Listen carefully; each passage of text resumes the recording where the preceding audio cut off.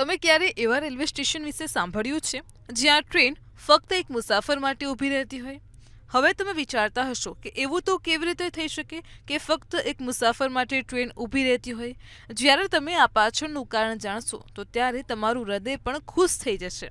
જી હા, જાપાનના હોકાઈડોમાં ક્યુશિરાતાકી નામનું એક રેલવે સ્ટેશન હતું. તેની ખાસ વાત એ હતી કે તે ખૂબ જ નાનું અને નિર્જન સ્ટેશન હતું. તેમ છતાં દિવસમાં 2 વાર અહીં ટ્રેન ઊભી રહેતી હતી, કારણ કે તે ટ્રેનનો ઉપયોગ એક 16 વર્ષની છોકરી કરતી હતી. તેણે 35 મિનિટ દૂર તેની શાળાએ જવાનું હતું, જેના માટે તેને ટ્રેન પકડવાની જરૂર પડતી હતી. સ્ટેશન બંધ કરવામાં આવ્યું હતું, પરંતુ છોકરીના અભ્યાસમાં કોઈ મુશ્કેલી ન પડે તે માટે રેલવે નિર્ણય લીધો હતો કે જ્યાં સુધી તેનો અભ્યાસ પૂર્ણ ન થાય ત્યાં સુધી ટ્રેન ચાલુ રહેશે, જેથી તેણીને સુવિધા મળી શકે. તમને જાણીને નવાઈ લાગશે કે જ્યારે છોકરીએ શાળા છોડી દીધી ત્યારે સરકારે સ્ટેશન પણ બંધ કરી દીધું, કારણ કે છોકરીને હવે ટ્રેનમાં મુસાફરી કરવાની જરૂર ન હતી.